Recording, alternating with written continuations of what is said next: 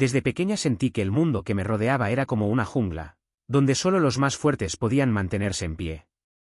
La lógica era clara, o dominabas o serías dominado. Y así fue como comencé a moldear mi mente para responder a la violencia con aún más violencia, como si fuera la única manera de asegurar mi supervivencia. Muchas de las pandillas que existían en esa época portaban símbolos y rituales que venían de generaciones pasadas, casi como un legado de prácticas oscuras, algo que se hizo aún más presente dentro de las cárceles. Adentro me involucré en extorsiones, amenazas y ataques constantes contra otros reclusos e incluso personal. Con el tiempo, mi personalidad se transformó en algo casi explosivo, como el gatillo de una pistola listo para disparar ante la menor señal de falta de respeto o provocación. Era una ira que no parecía natural, algo que me consumía por dentro. Recuerdo una vez que estaba escribiendo algo personal y un chico sentado frente a mí me irritó de alguna manera. No respondí como él esperaba y eso fue suficiente para que perdiera el control. Tiré el papel al aire, lo ataqué y lo golpeé tan fuerte que pensé que lo había dejado inconsciente. Solo más tarde descubrí que llevaba un arma improvisada, una de esas espadas caseras, pero no me di cuenta en ese momento. Fue como si, en ese momento, hubiera tocado algo más allá de la vida, algo oscuro que no podía explicar.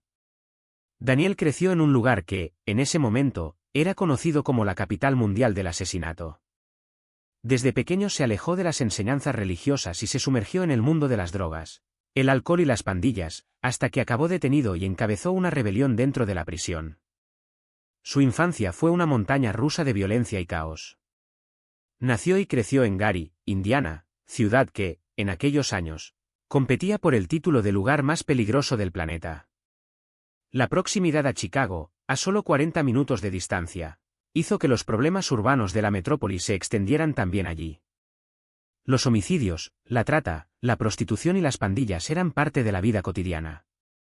Vivir allí era una lucha diaria, especialmente para los jóvenes, a quienes les resultaba difícil simplemente ir a la escuela o caminar por la calle sin meterse en problemas. La mentalidad de la época era comparable a la ley de la jungla. Los más fuertes sobrevivían y los más débiles eran devorados. Crecer en este ambiente me hizo desarrollar una postura de defensa constante, como si la única manera de no ser absorbido fuera siendo incluso más agresivo que los demás. A pesar de haber sido criado en una iglesia pentecostal, donde aprendió valores morales y espirituales, la realidad fuera del hogar era completamente diferente. Mi familia trató de educarme basado en la fe, pero tan pronto como dejé el hogar o la iglesia, me enfrenté a un mundo que operaba de manera opuesta.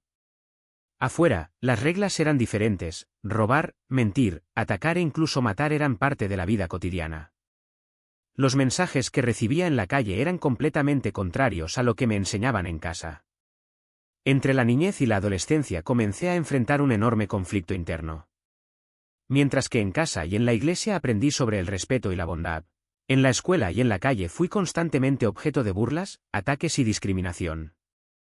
A veces los ataques venían de una sola persona, pero otras veces eran grupos enteros que se unían para humillarme o lastimarme. Con el tiempo, me di cuenta de que las personas que me rodeaban se organizaban en grupos, cada uno con sus propias reglas y jerarquías. Algunos se unieron a pandillas u organizaciones, y comencé a acercarme a ellos para tratar de entender por qué actuaban de esa manera, tan diferente a lo que yo conocía. Las respuestas que encontré variaron, pero muchas giraban en torno a la misma idea. La gente buscaba en estos grupos lo que les faltaba en casa.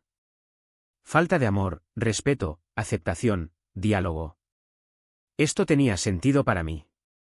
Yo misma me sentía sola en casa, sin hermanos con quienes hablar, con una madre estricta que intentaba protegerme del mundo, pero que, sin querer, me dejaba aún más vulnerable.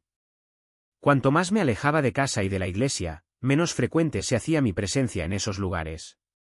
Poco a poco me fui involucrando con un grupo específico de mi comunidad, gente que me acogió y me hizo sentir parte de algo. Se apoyaban, se protegían y eso me atraía. Después de todo, no tenía con quién contar fuera de allí. Participando en un servicio especial dirigido a jóvenes como yo. Como máximo había 2 reuniones por semana. Allí me conecté con Dios, pero el resto de mis días estuvo dominado por el mundo, de lunes a viernes. En la escuela pública, y los fines de semana, con amigos, al menos eran amigos en ese momento. Cuanto más tiempo pasaba con ellos, como en cualquier relación, más absorbía y me adaptaba a su forma de pensar y sentir las cosas. Llegó un punto en el que tomé la decisión consciente de alinearme con los sistemas de creencias de ese grupo, afiliándome a ellos. No voy a darle gloria a esta organización específica, porque si no es un punto de referencia divino, no me siento cómodo reconociendo o honrando a nada más que a Dios. Pero lo que puedo decir es que, hasta el día de hoy, no tengo contacto con la mayoría de esas personas. Algunos murieron inmersos en la oscuridad de la que formaban parte, otros son encarcelados por largos periodos. Aún así, los amo y oro por ellos, esperando que algún día, tal vez incluso a través del ministerio que estamos preparando para lanzar, que incluye una rama específica de evangelismo carcelario, puedan encontrar un camino diferente. Desde el momento en que me uní, mi vida dio un giro aún más oscuro. Lo llamo pecado porque fue una elección consciente participar en ese estilo de vida y trajo consigo una presencia demoníaca. En ese momento no me di cuenta, no lo entendí, tal vez porque era joven. Pero cualquier afiliación a una pandilla tiene profundas raíces en prácticas que se remontan a la brujería. Y digo esto porque, si analizamos los colores, los símbolos que nos grabamos, veremos que muchos de ellos encierran significados ocultos. Hoy mi cuerpo está cubierto de tatuajes, especialmente en la parte superior, con estos símbolos. En su momento solo nos presentaron una versión superficial, que representaban la lealtad a una forma de vida, una hermandad. Pero cuanto más estudio los orígenes de estas pandillas, más me doy cuenta de que muchos de estos símbolos se remontan a antiguos rituales, sacrificios y alianzas que, cuando se marcan en la piel, funcionan como pactos espirituales. Estos no son solo dibujos, son portales que permiten que los espíritus entren en nuestras vidas. Y estos espíritus no se limitan a un solo lugar, se adhieren a objetos, personas, conceptos. Con la afiliación a una pandilla, me invadió una obsesión. Era como si se hubiera instalado en mí una nueva forma de pensar y sentir. No puedo decir si fue la influencia de los espíritus lo que ahora me guiaba o si fue mi propia falta de discernimiento, mi búsqueda por destacar. El hecho es que me volví más agresivo, tanto en carácter como en personalidad, porque me encontraba constantemente en conflicto. En aquella época, las guerras de bandas eran comunes y todos luchaban por el territorio, por el poder. No se trataba tanto del uso de drogas, sino del comercio de ellas, porque las pandillas utilizan el tráfico de drogas para financiar sus operaciones. Cuanto más ricos y establecidos están materialmente, más buscan acumular personas, territorios e influencia. Así entré al mundo de la trata. A través de la pandilla establecí conexiones con proveedores de diferentes sustancias. Trabajó con cocaína en dos formas, crack y polvo, cada una con un público diferente. El crack atraía a gente desesperada, que haría cualquier cosa para conseguir la droga, robar, mentir e incluso matar. El polvo era consumido por un público más funcional, abogados, médicos, funcionarios, personas que aún mantenían sus rutinas, pero consumían la droga de forma recreativa o ocasional. Ambos son adictivos, pero el crack tiene un impacto más devastador e inmediato. Además de cocaína, también traficaba con marihuana en tres variantes, sintética, como la hidro, una versión química de la planta, neblina púrpura, y el pelirrojo descarado, una cepa jamaicana traída de fuera de la región. También se ocupó de los medicamentos recetados, 3 tipos de benzodiazepinas, 3 tipos de opiáceos y 2 tipos de barbitúricos. Estaba a punto de entrar en el mercado del éxtasis cuando me arrestaron por primera vez. Viví esta vida de pandilla y drogas durante algunos años, de 14 a 17 años. Fue a esa edad que enfrenté mi primer arresto, por posesión y distribución de una sustancia controlada. En ese momento, la sentencia era de 6 años, pero, como era una sentencia estatal, cumplí la mitad, 3 años. La lógica era simple, por cada día completado sin incidentes, se ganaba un día de crédito. Así, 3 años de buena conducta equivalían a 6 años de condena. Pero si hubiera problemas y como me pasó a mí, la cuenta cambiaría. Durante el tiempo que pasé en prisión, estuve involucrado en extorsión, formación de pandillas, múltiples ataques a otros reclusos e incluso a empleados. Y aquí me propongo destacar otros reclusos y personal masculino, porque, dentro del sistema penitenciario, también hay mujeres en puestos de autoridad. Algunos son funcionarios de prisiones, otros ocupan puestos administrativos, pero, en la dinámica carcelaria, la violencia a menudo ignora estas distinciones. Negocios secundarios dentro de la prisión, Y muchos funcionarios penitenciarios formaban parte de este mecanismo. No era raro encontrar empleados que también formaban parte de facciones criminales o que, al menos, hacían la vista gorda ante lo sucedido a cambio de beneficios. En esa unidad, la corrupción estaba tan arraigada que incluso actividades que deberían haber sido imposibles de ocurrir allí, como la circulación de dinero en efectivo, la entrada de drogas o la prostitución, fluían con una naturalidad aterradora. Por supuesto, yo no quedé fuera de este plan. De hecho, cuanto más tiempo pasaba en máxima seguridad, más me involucraba en redes de extorsión y control de territorios dentro de la prisión. Existía una jerarquía invisible pero muy real, los líderes de las facciones determinaban quién podía vender qué, quién tenía derecho a determinados espacios e incluso quién podía acercarse a determinados reclusos. Y, como en cualquier sistema de poder, quienes no respetaron estas reglas pagaron un precio. A veces el precio era una paliza. Otras veces era algo peor. Pero lo que más me sorprendió, y, en cierto modo, me repugnaba, fue cómo algunos agentes no solo permitieron, sino que participaron activamente en estos planes. Había guardias que cobraban sobornos para dejar entrar ciertos artículos, otros que facilitaban reuniones entre reclusos y visitantes a cambio de favores, e incluso algunos que negociaban directamente con las facciones. Fue un intercambio de intereses, los prisioneros garantizaban el orden en determinadas salas y los funcionarios se aseguraban de que sus propios planes no fueran descubiertos. Era una simbiosis malsana, en la que todos se beneficiaban, excepto, por supuesto, los reclusos más vulnerables, aquellos que no tenían protección de nadie. Fue en este contexto que mi madre empeoró. Las noticias llegaron poco a poco, a través de cartas o visitas rápidas y supervisadas. Ella estaba cada vez más débil y yo, encerrado en esa unidad de máxima seguridad, no podía hacer más que esperar. La ira que ya llevaba solo creció. No fue solo por su situación, sino por todo, por la injusticia de estar ahí, por la hipocresía de un sistema que decía ser correcto pero operaba sobre la base de la corrupción, por la impotencia de no poder protegerla. Y entonces llegó el día en que recibí la noticia. Mi madre había fallecido. No hubo tiempo para el duelo. No había lugar para llorar. En prisión, las emociones son un lujo que pocos pueden permitirse. El mismo día, me llamaron a una audiencia interna, una de esas en las que los agentes deciden si entrarás en aislamiento, perderás privilegios o enfrentarás más cargos. Me acusaron de haber organizado un motín en el barrio donde me encontraba. No era cierto, pero en esas circunstancias la verdad no importaba mucho. Lo que importaba era que necesitaban un chivo expiatorio y yo era el blanco perfecto. Me llevaron al agujero, aislamiento solitario. Una celda de hormigón, sin ventanas, con luz encendida las 24 horas del día. La comida llegaba 3 veces al día, empujada por una rendija de la puerta. No hubo contacto humano, excepto cuando los guardias venían a recogerme para interrogarme o llevarme al patio exactamente 15 minutos, una vez por semana. Era un lugar hecho para quebrar a la gente. Y por un tiempo casi se rompió. Pero algo en mí se negó a ceder. Tal vez fue la misma ira la que me mantuvo con vida, o tal vez fue el hecho de que, después de todo, no tenía nada que perder. En aislamiento, aprendí a controlar mi mente como nunca antes lo había hecho. Leí todo lo que pude conseguir, incluso manuales de reglas penitenciarias, que memoricé solo para tener algo en que concentrarme. Y, poco a poco, comencé a comprender que la violencia no era la única forma de poder. Había otras formas de dominar el juego, incluso desde el interior de una celda. Cuando finalmente salí del aislamiento, regresé a la población general con una reputación aún mayor. Los internos me miraron con respeto, algunos incluso con miedo. Los agentes me miraron con recelo. ¿Y yo? Ya no era el mismo.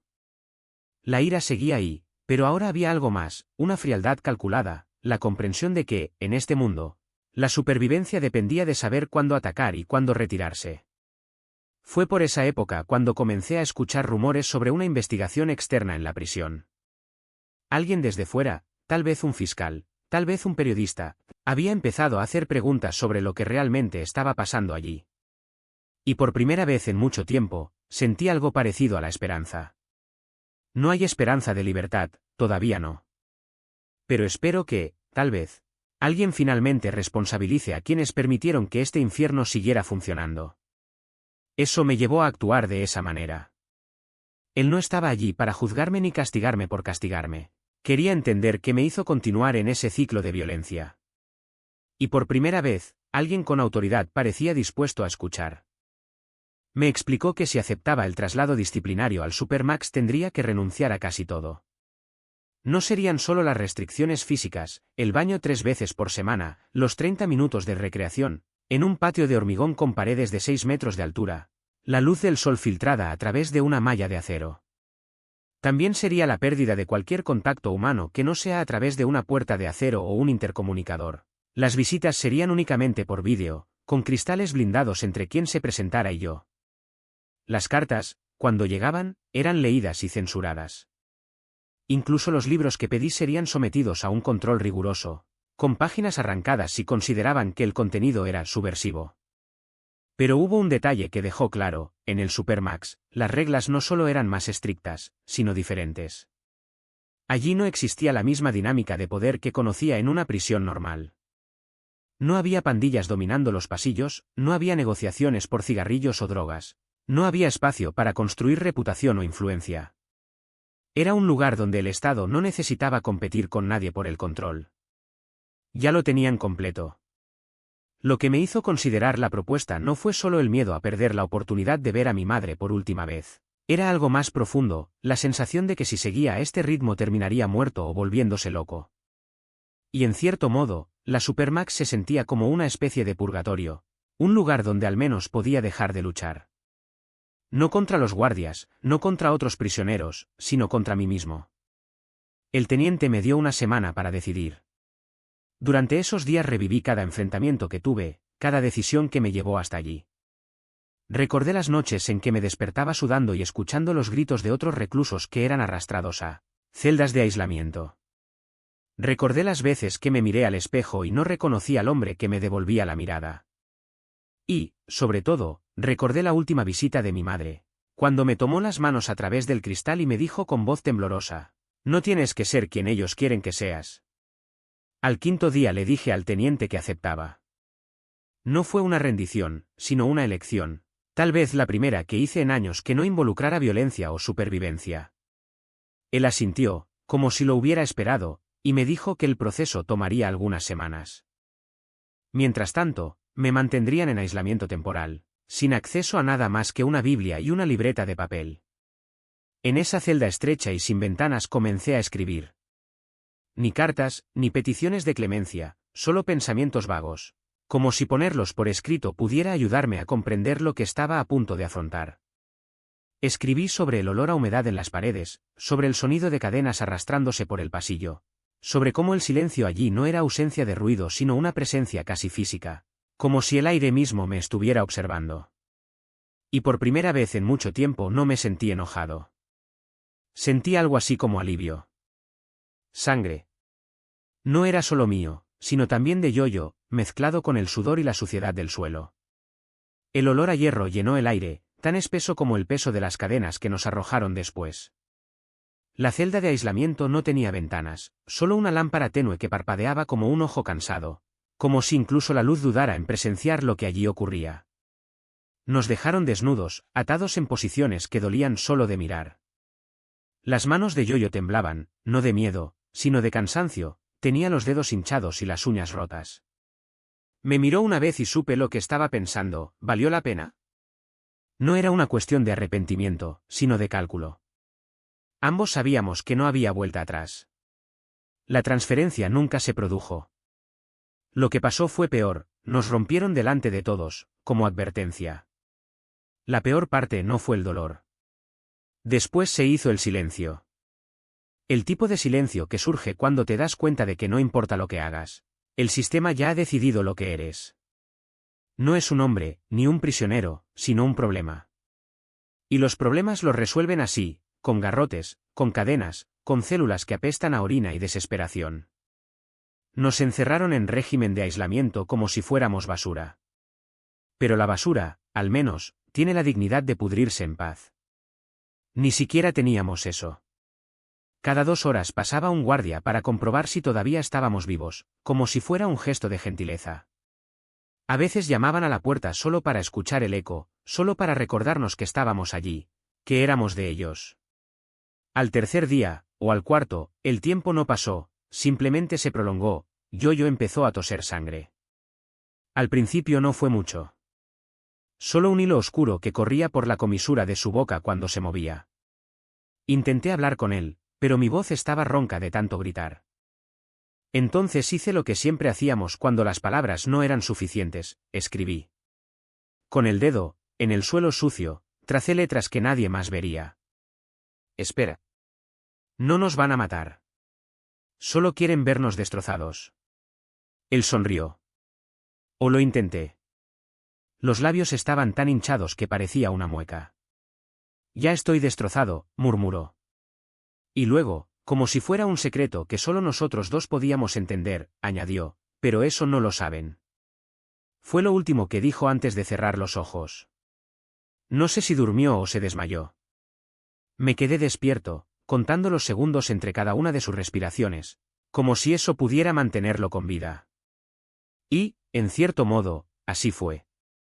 Porque cuando llegó el guardia con la bandeja de comida, una cosa suave y gris que ni siquiera parecía comida, Yoyo todavía respiraba. Débil, pero respirando. Nos dejaron allí una semana más. O 2. O un mes. El tiempo, en aquel lugar, no se medía en días, sino en ciclos de dolor y alivio temporal. Cuando finalmente vinieron a buscarnos, no fue para liberarnos.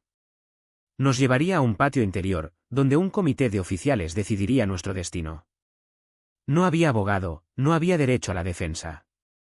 Solo un hombre detrás de un escritorio, hojeando papeles como si fueran prueba de algo que todo el mundo ya sabía.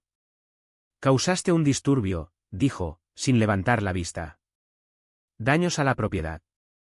Asalto a empleados. Intento de fuga. Quería reírme.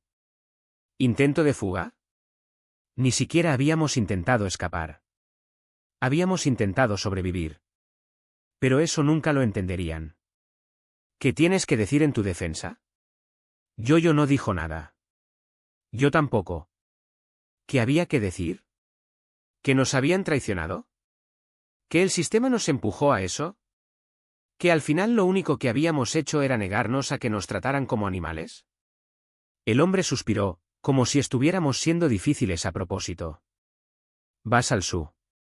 Indeterminado. SU. Unidad de Vivienda Especial. El agujero. El lugar donde envían prisioneros que no pueden ser controlados de otra manera. El lugar donde algunos nunca salen. Nos volvieron a esposar, pero esta vez no había cadenas en los tobillos. No era necesario. Apenas podíamos caminar. Yoyo cojeaba, apoyándose en mí como si fuera una muleta. Mientras atravesábamos el pasillo, otros prisioneros nos miraban en silencio. Algunos bajaron la cabeza, como avergonzados. Otros nos miraron con lo que parecía respeto. O miedo. En la SU, las celdas eran más pequeñas. Más oscuro. El aire era más pesado, como si incluso la gravedad fuera más fuerte allí. Nos metieron en celdas separadas, pero tan juntas que si apoyaba la cabeza contra la pared podía oír a Yoyo respirar del otro lado. Oye, llamé, después de un rato. Mi voz sonaba extraña, como si perteneciera a otra persona. ¿Qué? Su voz era ronca, pero firme. ¿Crees que aquí nos van a matar? Tardó un poco en responder. No. No nos matarán. Nos dejarán pudrirnos. Y eso fue todo. No había nada más que decir. Porque en el fondo ambos sabíamos que él tenía razón. No era una cuestión de sí, sino de cuándo. Y mientras tanto solo quedaba esperar.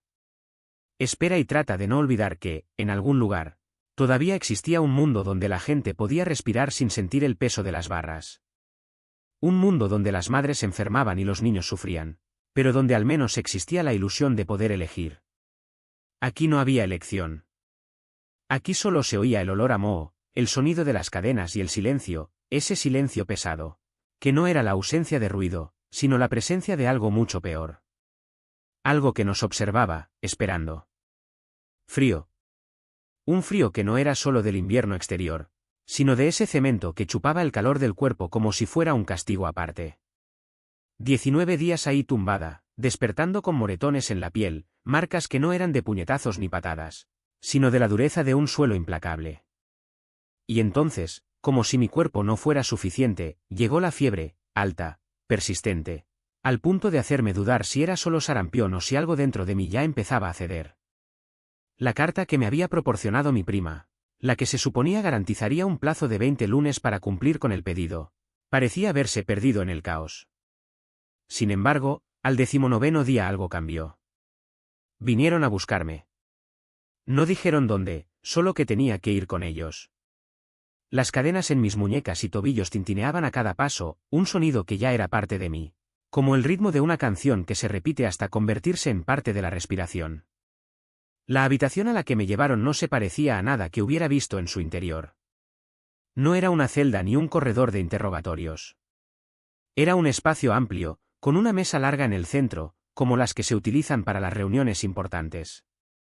Pero lo que me llamó la atención no fueron los muebles, sino los hombres armados apostados a su alrededor, como si yo fuera una amenaza que pudiera explotar en cualquier momento. Y entonces, al final de la mesa, la vi. Mi mamá. O mejor dicho, mis madres. Porque eran dos, la que le decía mami, la mayor, la enferma, la que se estaba muriendo, y la otra, su hija, a la que yo llamaba mamá, la que me había criado con ella. Los dos siempre estuvieron ahí, incluso cuando el mundo parecía desmoronarse. Y ahora, ahí estaba mamá, la más joven, con los ojos bien abiertos, tratando de entender qué diablos estaba pasando. Ella me habló en inglés y me preguntó qué era, por qué estaba esposado, por qué había tantos guardias apuntándonos con armas. Su voz temblaba, no de ira, sino de miedo. Mamá nunca fue de las que gritaban, nunca fue de las que eran violentas. Lo más agresivo que podía lograr era alzar un poco la voz. E incluso entonces sonó más como un grito de ayuda que como una amenaza. Necesitaba explicar. ¿Pero cómo hacer eso con todos esos hombres alrededor, escuchando cada palabra? Miré a mi alrededor y me di cuenta de que allí no había nadie que entendiera español, el idioma que mi familia hablaba cuando no querían que los demás supieran. Luego comencé a contarle, en frases rápidas y bajas, lo que había sucedido, lo que había llevado a esto. Ella me interrumpió diciendo que el superintendente había estado en contacto, que la prisión estaba totalmente cerrada por lo que estaba pasando y que solo permitiría la visita si ella accedía a tratar de convencerme de que lo dejara todo. Negué con la cabeza. Ya era demasiado tarde. No había vuelta atrás. Luego me dijo algo que me golpeó como un puñetazo en el estómago, que me enfrentaba a otros 6 o 20 años de prisión. Cargos por agresión a funcionarios, destrucción de propiedad estatal, una lista de delitos que se sumaban a los que ya estaba cumpliendo. Escuché todo en silencio, sin reacción.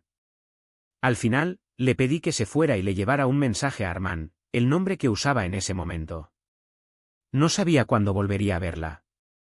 Ella lloró. Lloró como si ya supiera que no habría tiempo. Lo último que dije antes de irme fue que si me tomaba otros 20 años, mamá no estaría viva para verme partir. No respondí. No había nada que decir. Los guardias me llevaron de regreso a la celda. Pasé la noche dándole vueltas a sus palabras en mi cabeza, hasta que, a la mañana siguiente, volvieron a buscarme. Esta vez no fue para una visita. Fue para un traslado. Nos llevaron a 3, yo y otro compañero, su mano derecha. Antes de partir, el teniente, último rostro conocido en ese lugar, me llevó aparte. Necesitaba mi palabra de que, tras el traslado, no habría represalias, que nada de esto se extendería más allá de lo ya previsto. Me aseguré de que todo estuviera resuelto. Todo lo que tenían que hacer era hacer un anuncio público, o más bien, un anuncio en toda la prisión, sobre los traslados, y el resto se calmaría. Era lo que habíamos acordado, 21 días. Un plazo para que todo esté contenido. Me llevaron a Supermax. Allí las reglas eran diferentes. Al tratarse de un traslado disciplinario, se anularon todas las restricciones anteriores. De repente, tuve derecho a recibir llamadas telefónicas. Llamé a mamá. Lloró cuando escuchó mi voz, aliviada de saber que estaba viva. Durante el encierro, No pudimos comunicarnos, ni cartas, ni mensajes, nada. El correo había sido suspendido por la amenaza que habíamos creado al utilizar el servicio postal para coordinar todo. Allí pasé el resto de mi primera frase, sin más problemas. El Supermax albergaba los peores casos del Medio Oeste en ese momento. 250 hombres considerados los más peligrosos, trasladados desde prisiones de toda la región. Era un lugar donde se veía de todo: odio, desesperación, planes de venganza, mentes rotas y otras que aún resistían. No era un lugar del que estar orgulloso, pero era un lugar que enseñaba. Y aprendí. Cuando me fui, nunca olvidé lo que vi allí.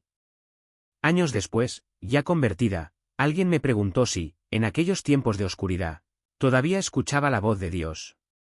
Si en medio de toda esa violencia todavía había lugar para Él. Pensé por un momento y luego entendí: Él nunca había abandonado la escena. Incluso en los peores momentos, cuando estaba al borde de la muerte, cuando parecía que no había vuelta atrás, Él estaba allí. Por eso sobreviví. Y muchos otros también. Certificado de equivalencia de bachillerato a cursos profesionales en construcción civil y edificación eléctrica. Cada logro significó menos días tras las rejas, y me aferré a eso como si fuera el único salvavidas en un mar embravecido. Pero no fue solo para mí. Cada vez que pensaba en mi hija, la urgencia crecía. Necesitaba volver con ella. Necesitaba arreglar lo que había roto. Y, de alguna manera, Dios pareció mostrarme que el camino no solo iba contra el tiempo, sino también contra mis propias sombras. Porque, incluso allí, detrás de 4 paredes, todavía llevaba el peso de lo que había sido. Todavía escuchaba los ecos de esa vida, las órdenes, las amenazas, la adrenalina vacía que me mantenía despierto por las noches. Fue en una de esas noches que algo cambió. Estaba acostada en la cama, mirando al techo, cuando un pensamiento me golpeó como un puñetazo. ¿Y si no salgo de aquí? No era miedo a la muerte, sino a la idea de que, incluso libre, podía quedar atrapado. Atrapado en el pasado, en las decisiones equivocadas, en el hombre que había sido. Y, por primera vez, entendí que la libertad no era solo cuestión de puertas abiertas. Fue un asunto de corazón abierto. Empecé a leer. No solo los libros obligatorios para los programas de rehabilitación, sino todo lo que caía en mis manos. Biblias, biografías de hombres caídos y resucitados, tratados filosóficos que me hacían cuestionarlo todo. Y lentamente, algo dentro de mí comenzó a resquebrajarse, no de mala manera, sino como un cascarón que se rompe para dejar entrar la luz. No pude explicarlo, pero lo sentí. Dios estaba ahí, no como juez, sino como alguien que me tendió la mano incluso cuando no lo merecía. En el tercer encarcelamiento, las cosas fueron diferentes. Ya no era por el narcotráfico, sino por algo que ni siquiera quería recordar. Un error, una pelea, un momento de enfado que me costó años. Pero esta vez no luché contra el sistema. Luché contra mí mismo. Me inscribí en terapia, hablé con capellanes, escribí cartas a mi hija tratando de explicarle, sin justificar, lo que había pasado. Y en una de esas cartas dije algo que nunca había dicho en voz alta: lo siento. No solo por lo que hice, sino por lo que no hice. Por no ser el padre que merecías. No sé si ella entendió. Probablemente no, en ese momento. Pero necesitaba decirlo. Porque a veces las palabras no son para quien las escucha, sino para quien las dice.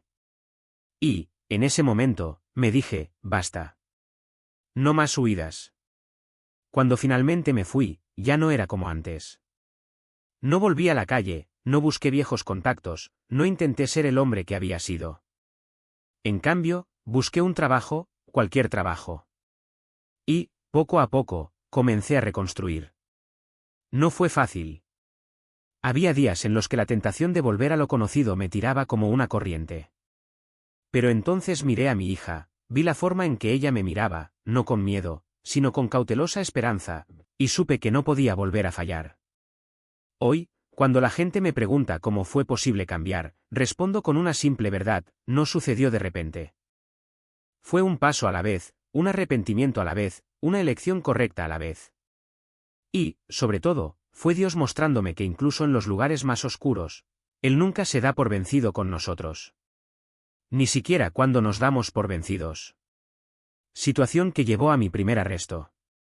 Eran chicos que conocía de la calle, que crecieron conmigo en el mismo barrio, que vieron la misma violencia, las mismas oportunidades perdidas. Y ahora, aquí, en el peor lugar posible, estábamos todos de nuevo, solo que esta vez yo no era el mismo. Cuando me colocaron en esa sala, el silencio era pesado. No el silencio de la paz, sino el que precede a la tormenta. Las miradas fueron rápidas, calculadas. Sabía que me estaban evaluando, quién era ahora, si todavía tenía la misma lealtad que antes, si todavía era uno de nosotros. Pero también sabía que si abría mal la boca, si me salía de la línea, podría terminar en sangre. Y no era solo mi vida la que estaba en juego, sino también la de ella. La oficial Campbell se había expuesto por mí, y si algo salía mal, pagaría el precio. Fue entonces cuando uno de ellos se acercó. Un tipo llamado Rico, al que no había visto en años. Se detuvo frente a mí, se cruzó de brazos y dijo: escuché que ahora eres diferente. Que te has convertido en un creyente. No fue una pregunta, pero tampoco fue un desafío. Fue una prueba. Respiré profundamente y respondí: no me convertí en nada. Simplemente dejé de mentirme a mí mismo. Él se rió, pero no fue una risa burlona. Era más como si reconociera algo familiar en esas palabras. Sí, yo también he pensado en eso, murmuró. Pero luego la vida te empuja de nuevo al mismo lugar. Esa noche, mientras los demás planeaban el ataque, yo me quedé despierto escuchando los susurros. No era miedo, era una extraña claridad. Sabía que no podía detenerlo solo, pero también sabía que no podía quedarme al margen. Entonces, cuando llegó el momento, cuando los primeros gritos resonaron por los pasillos, hice lo único que podía: ponerme en el medio.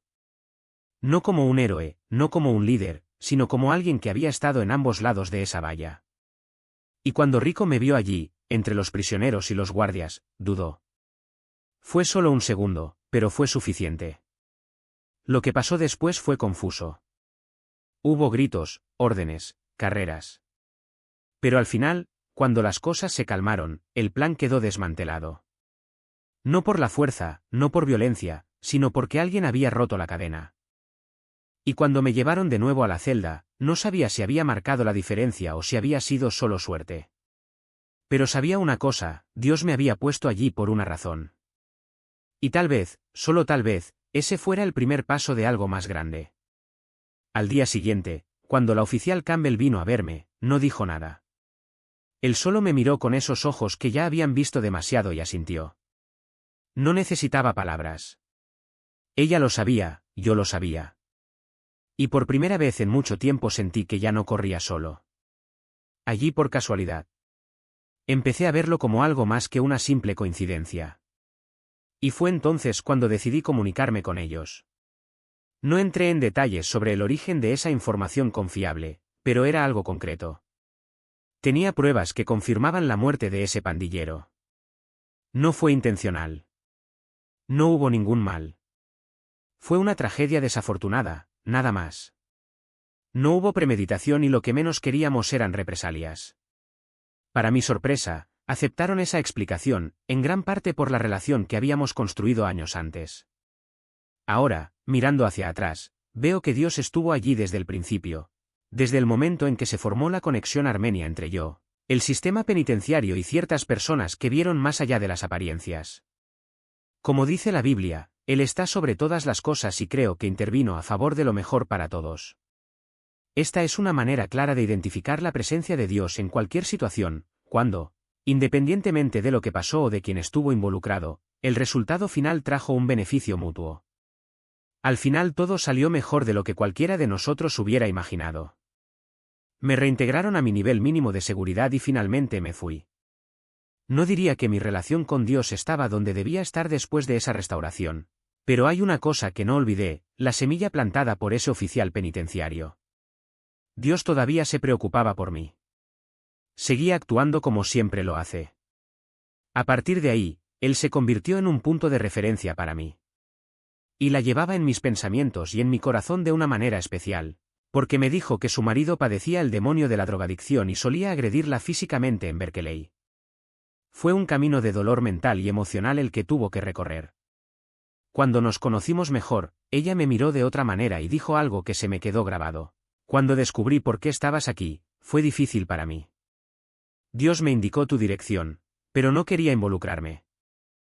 Te miré y vi a personas como tú, lo que hacías, la trata, como responsables de víctimas como yo.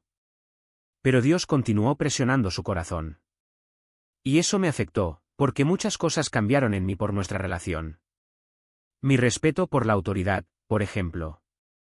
Antes los veía como enemigos. Quizás no trataba a las mujeres con la misma agresión que a los hombres, pero el odio era el mismo. Simplemente no reaccioné con violencia física debido a la educación que me dio mi madre. Ella siempre decía que hay un versículo en la Biblia que habla de enseñar al niño el camino correcto, y cuando crezca no se apartará de él. Mi vida tenía mucho en común con la del hijo pródigo.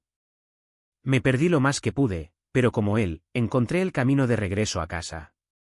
No solo por mi familia, sino por encuentros como el del oficial Campbell y tantos otros que Dios puso en mi camino. Hoy entiendo que, aunque me he alejado de él, él nunca se ha alejado de mí. Ahora, después de 2 estancias en prisión, llegamos a la tercera y última experiencia. Me arrestaron nuevamente en circunstancias similares, con una diferencia crucial. Durante un negocio de drogas que salió mal y un intento de robo que se salió de control, me encontré frente a 5 hombres armados que vinieron detrás de mí. En el acto de defenderme, terminé en el centro correccional del condado de Lake en Crown Point, enfrentándome a 173 años de prisión. ¿Dónde veo a Dios en esta situación? Sobre mi compañero de celda. Fue sentenciado a 64 años por asesinato y ya llevaba algún tiempo allí cuando a mí me pusieron con él. Durante todo ese periodo, él caminó con Dios y comenzó a ministrarme. Como ambos enfrentábamos sentencias largas, pasábamos mucho tiempo juntos. Él me decía, nada de esto es una coincidencia.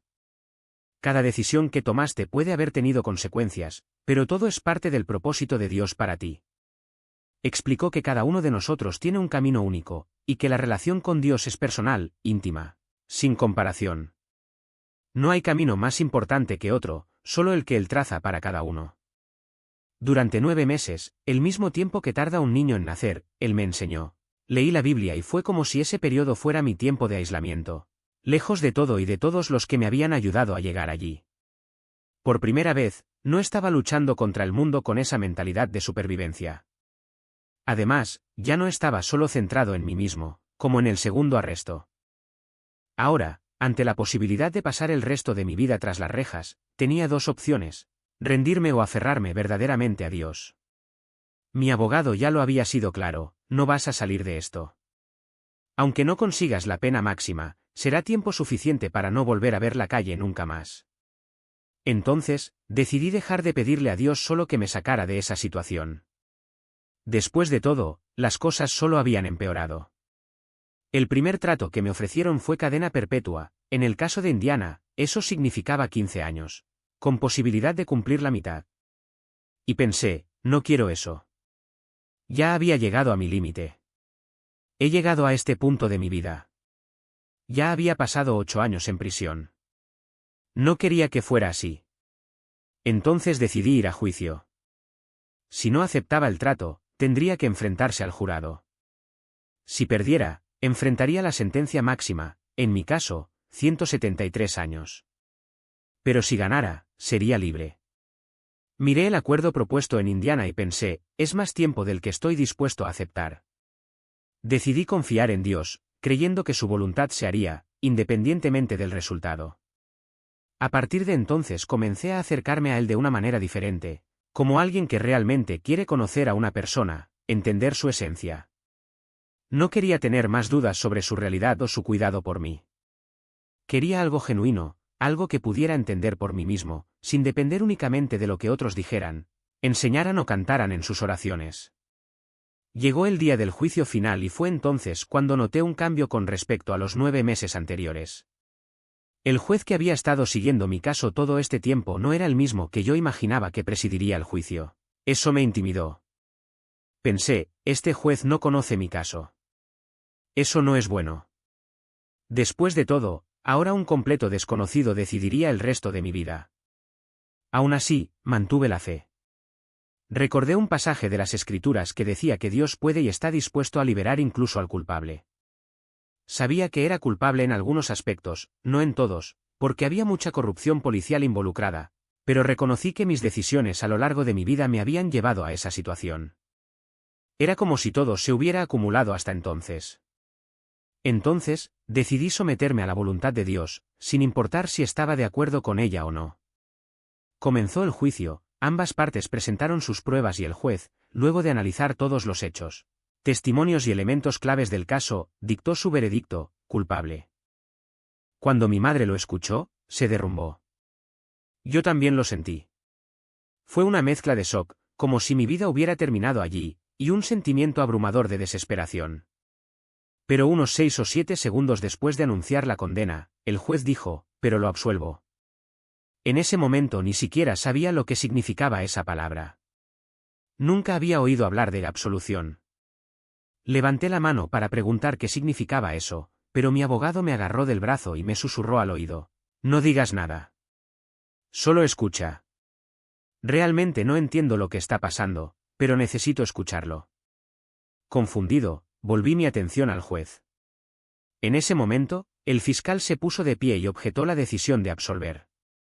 El juez explicó que una absolución significaba que me declaraban inocente, y por tanto, libre. Luego se dirigió directamente al fiscal: señor Babe, somos amigos desde hace mucho tiempo y he escuchado esto con atención. Pero permítame asegurarle que no hay un solo fiscal en los Estados Unidos que pueda condenar a este hombre, considerando que sus derechos civiles fueron violados durante su arresto. Mientras hablaba, traté de asimilar lo que significaba. Todavía no entendía realmente qué era una absolución. El juez continuó: en mi opinión personal, creo que este hombre es un peligro para la sociedad y para él mismo. Me sorprendió. Decía que me consideraba peligroso, pero al mismo tiempo me declaró libre.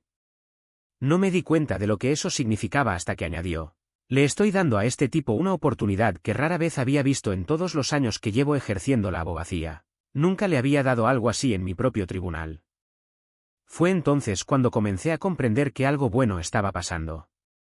Mi abogado, al notar mi confusión, me hizo una discreta señal, confirmando que las cosas iban tomando un rumbo favorable. Cuando el juez golpeó el mazo, ordenó que se destruyeran todas las pruebas. Entre ellos se encontraban varias armas de fuego y una gran cantidad de droga. Las armas eran mías, pero las drogas no.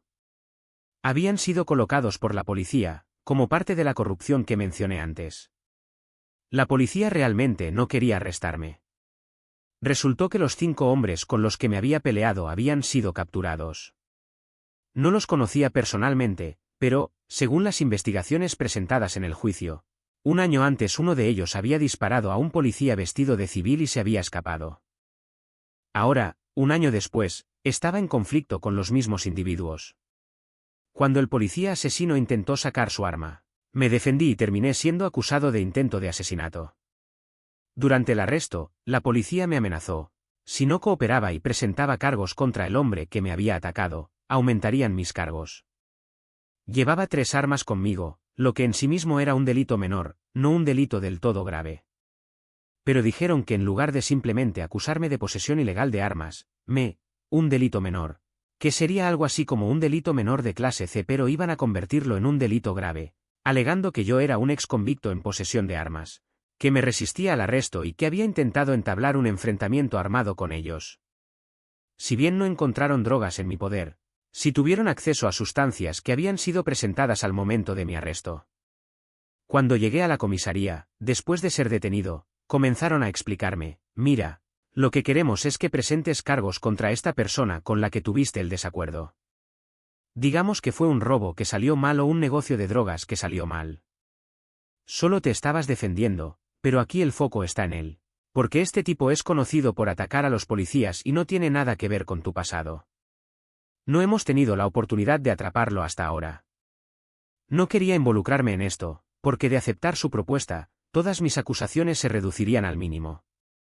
En otras palabras, querían utilizarme como peón en su juego, convirtiendo mi situación en moneda de cambio para lograr su objetivo. Y para hacer eso, tendría que asumir que estuve involucrado en ese incidente de autodefensa. Al principio pensé: se equivocaron de persona. No soy yo a quien buscan. Pero insistieron, sabemos que fue usted, porque ya tenemos suficiente información para condenarlo más allá de toda duda razonable. El detalle que terminó salvando mis derechos civiles fue una cuestión técnica.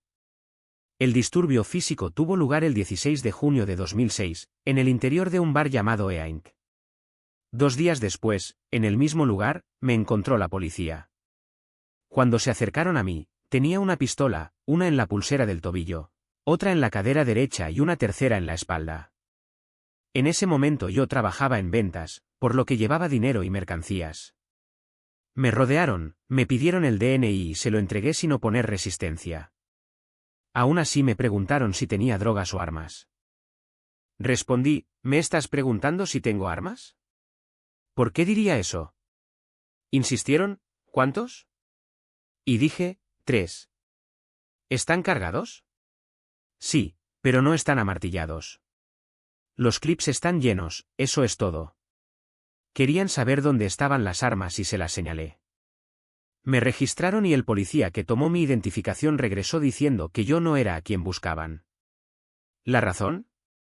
Estaba subiendo a la camioneta de mi prima cuando se me acercaron.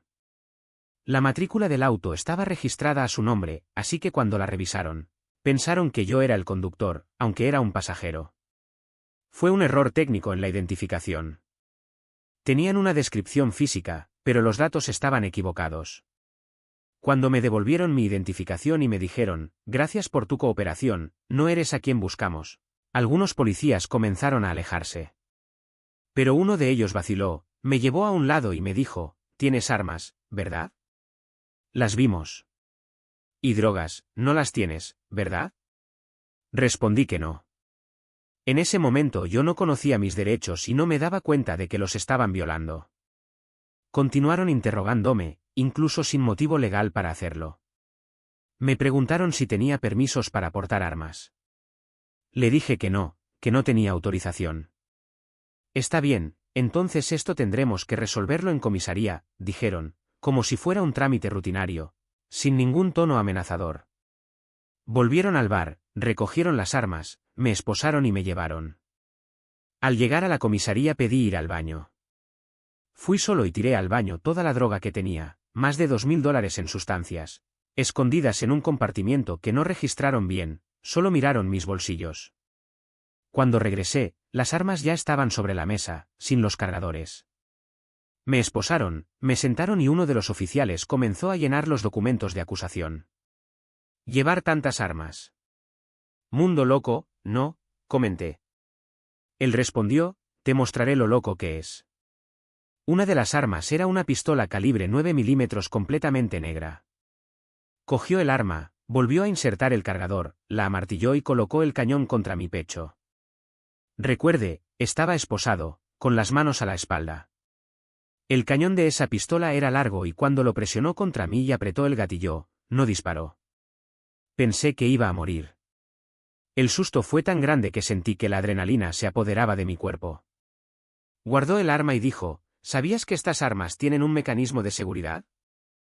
Si presionas el cañón de esta manera, y lo demostró, empujando el cañón hacia un lado, no disparará, ni siquiera con una bala en la recámara. No lo sabía. Me quedé en silencio, asustada y furiosa, pero él continuó, ahora que tengo tu atención, necesito que entiendas algo. Luego abrió un cajón, sacó lo que parecía una bolsa de polvo blanco, la estrelló contra la mesa y añadió, si no cooperas con lo que vamos a proponer, vamos a aumentar todos tus cargos. En lugar de un simple delito menor por posesión ilegal de un arma, te vamos a acusar de resistencia al arresto, de intentar usar estas armas contra nosotros y acusar a la persona con la que había tenido un conflicto de intento de robo a mano armada. Querían que firmara una declaración diciendo que el tipo se me había acercado con una pistola para robarme. Pero no pude hacer eso. Si estuviera de acuerdo, estaría admitiendo, en la práctica, que yo era la verdadera persona involucrada en esa situación. Y no lo estaba. Repetí varias veces, te equivocaste de persona. Yo no tuve nada que ver con ese lío, con ese lugar, con nada de eso. Pero hicieron exactamente lo que prometieron. Siguieron adelante, redactaron los cargos como me habían amenazado y me dejaron sin salida. Cuando el caso finalmente llegó a juicio, sucedió algo inesperado. El juez analizó las pruebas, escuchó las declaraciones y, para mi sorpresa, falló a mi favor. No solo fui absuelto, sino que el veredicto dejó claro que mis derechos civiles habían sido violados. Incluso con todas las acusaciones y acusaciones en mi contra, fui declarado inocente de todo. Todo el caso fue desestimado debido a esta violación, y me recordó un versículo que siempre he llevado conmigo, acerca de cómo los justos pueden interceder para que los culpables sean liberados. El detalle más importante, que a veces olvidamos, es que esta intercesión solo ocurre a través de las oraciones de los justos. Y, en mi caso, no faltó.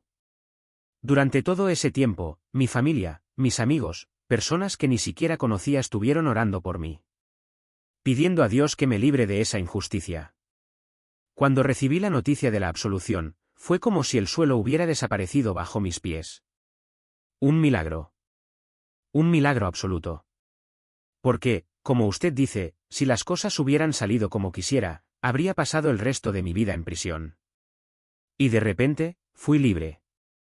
No por mis méritos, no por alguna estrategia brillante, sino porque Dios usó incluso los defectos del sistema para protegerme.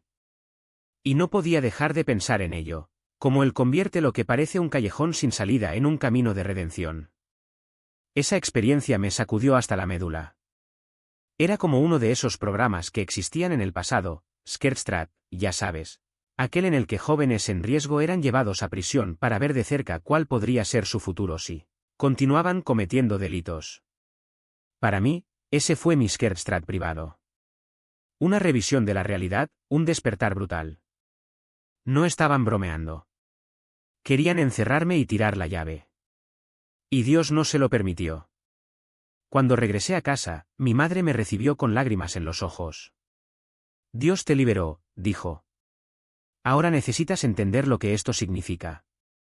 Aprovecha esta segunda oportunidad. Vuelve a encarrilar tu vida. Mi madre nunca me pidió nada.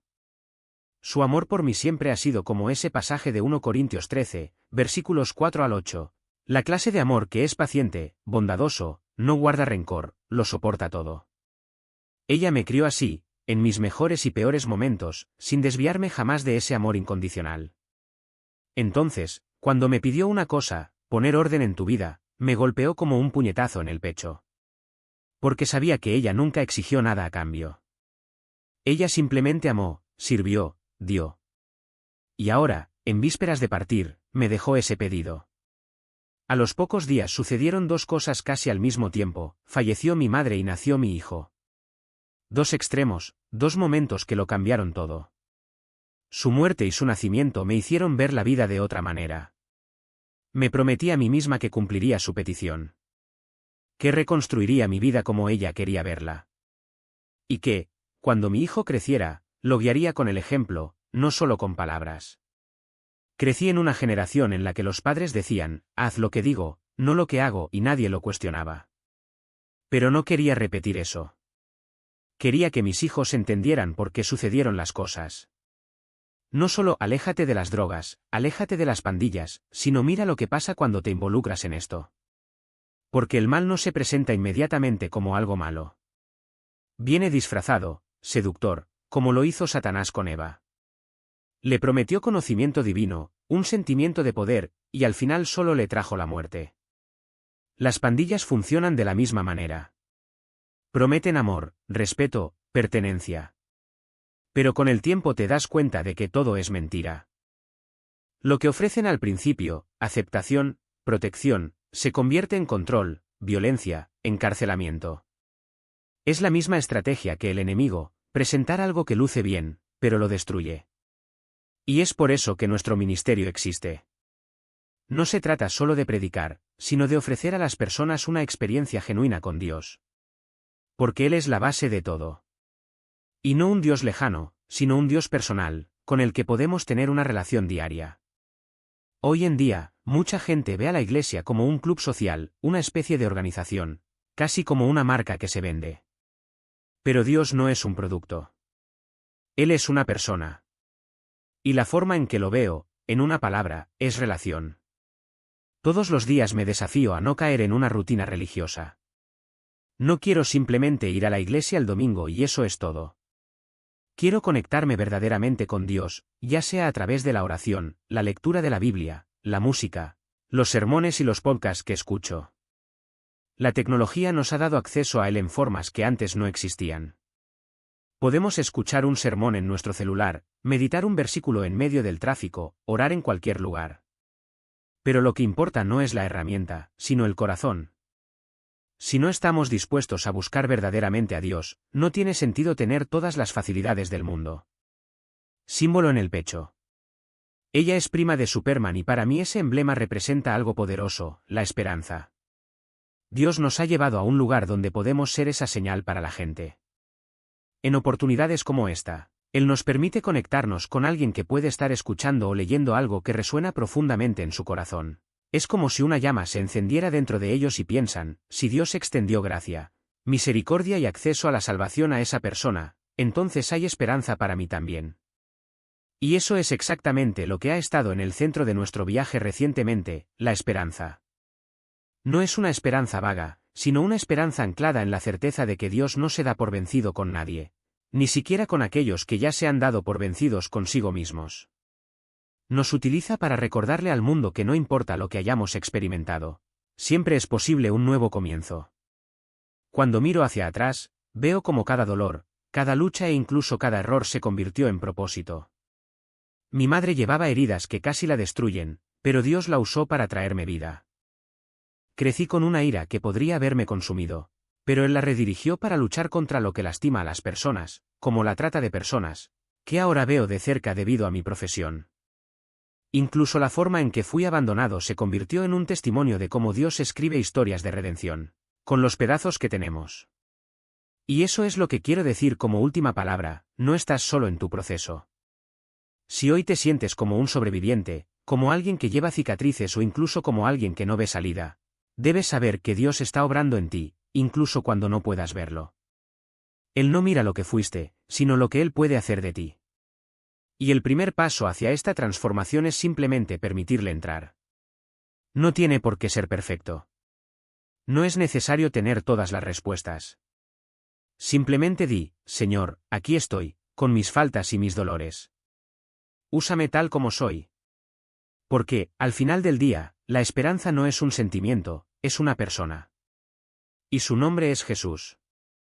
Ahora déjame orar por ti, por nosotros, por quien esté leyendo estas palabras, Padre, venimos a ti con valentía, no por nuestras propias fuerzas, sino porque tu palabra nos garantiza este acceso en el nombre de Jesús. Señor, tú dijiste que donde 2 o 3 están reunidos en tu nombre, allí estás tú en medio de ellos. Y hoy, aunque sea a través de una pantalla o un texto, creemos que tu presencia está aquí, tocando los corazones. Te pido que bendigas a cada persona que ha llegado a este momento. Que la esperanza de la que hablamos no sea solo una idea, sino una experiencia real en sus vidas. Cura heridas, restaura lo que estaba roto y da vida donde solo había cansancio. Que cada persona sienta, de manera personal, que tú la amas, que tú la elegiste y que su futuro está seguro en tus manos. Y de mi parte, Señor, te pido que sigas usando mi historia, por imperfecta que sea, para señalarte. Que mi vida sea un reflejo de tu gracia, como la de Moisés, como la de Pablo, como la de tantos otros que tú transformaste. Que nunca olvide de dónde vengo, pero tampoco dude nunca a dónde me llevas. En el nombre de Jesús, amén. Tus provisiones, tu amor y tu paz que sobrepasa todo entendimiento. Solo tú sabes, Señor, hasta dónde llegará este mensaje. Y también pido que toque profundamente el corazón de quienes lo escuchen, que resuene de manera clara y transformadora. Que cada persona que lo reciba encuentre en él un refugio, un hogar en ti, incluso en medio de un mundo caído.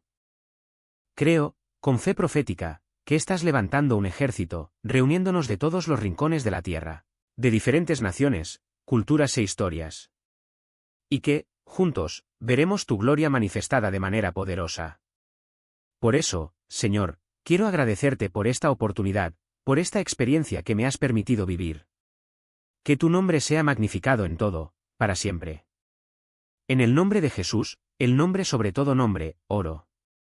Amén.